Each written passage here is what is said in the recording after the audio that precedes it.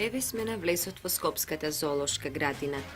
Ги пречекуваме учениците од второто одделение при училиштето 29 ноември, кои пошле на интересна пролетна прошетка, да ги видат повторно своите омилени животни и да побараат одговор на прашањето со што и како се хранат животните. Навистина, како се хранат животните?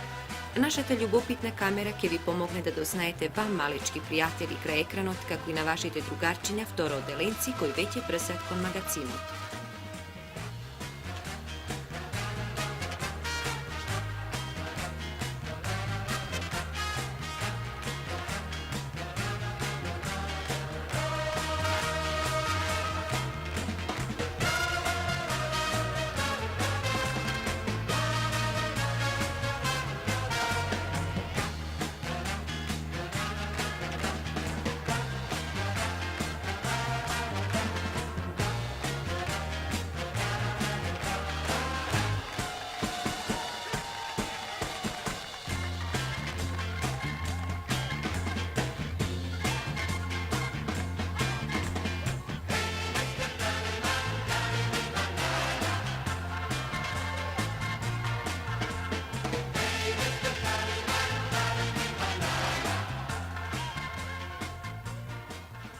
Магацинот всушност е складиште за сета житна храна и тоа во поголеми количини овес, пченка, трици, сончоглед.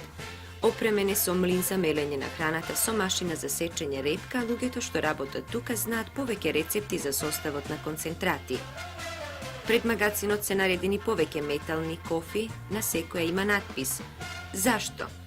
Разни животни од редот на преживарите се љубители на разни концентрати и важно е секој да ја добие својата храна, вкусно подготвена и во доволни количини.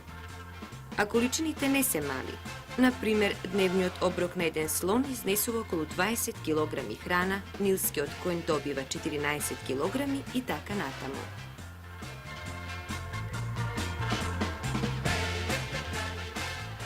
Продолжуваме во кујната. Не чудете се, овде постои вистинска кујна чија задача е да подготвува топли оброци за повеќе животни. Кујната располага со шпорет, фрижидер, машина за мелење месо. Тука може да се видат најразлични продукти, јаболка, компири, разни салати, ориз, моркови.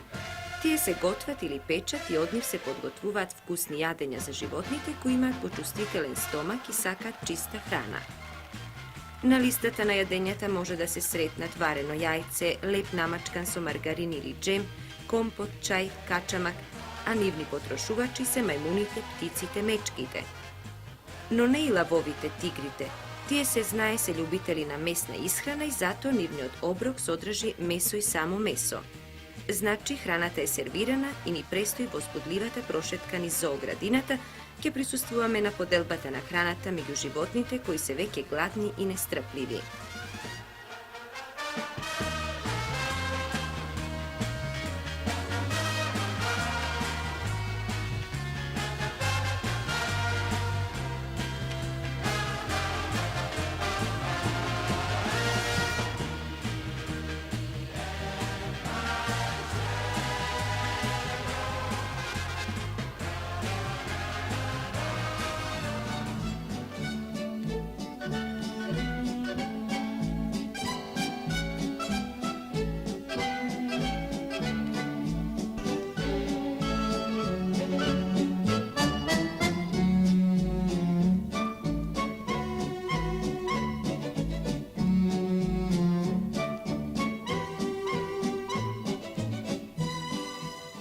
Чуварите слободно влегуваат во некои кафези и живеалишта кои се населени со животни што важат како безопасни.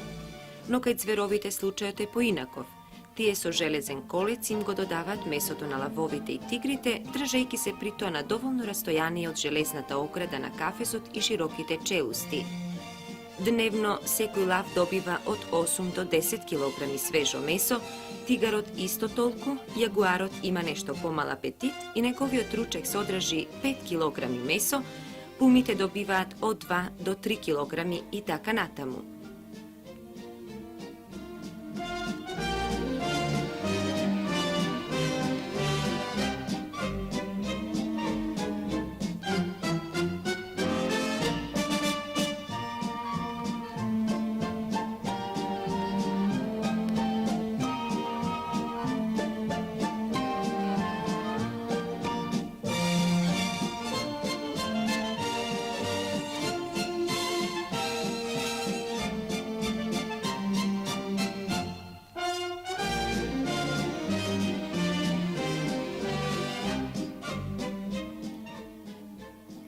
Преживарите добиваат концентрат и додаток сено или зелена трева. Количините овде се различни зависно од видот на животното, елени, зебри, бизони. Слонот добива количински најобилна храна 20 кг, а во нив има 5 кг моркови, исто толку јаболка, 5 кг варени компири, 4 кг леп, варен ориз, сено, гранчиња од некое багремово или друго дрвце, чоколада, наполитанки. Мајмуните наутро добиваат леп со маргарин или джем и многу интересна глетката кога го поземаат и си грицкаат вкусни залаци. По ручекот тие добиваат сутлијаш, а на шимпанзите секојдневно им следува и банани, чај, компот и друго свежо овошје. Понатаму, белите мечки се хранат со риби, водените птици, пеликани, галеби, штркови добиваат посебни концентрати, а мечките качамак, моркови, јаболка, чоколади, наполитанки. Ете, нашата прошетка е при крај и се надеваме дека ви беше интересна. Разбравте со што и како се хранат вашите омилени животни во зоолошката градина, колкав им е апетитот, дали се муртат кога не им се јаде, како ги препознават своите чувари и хранители.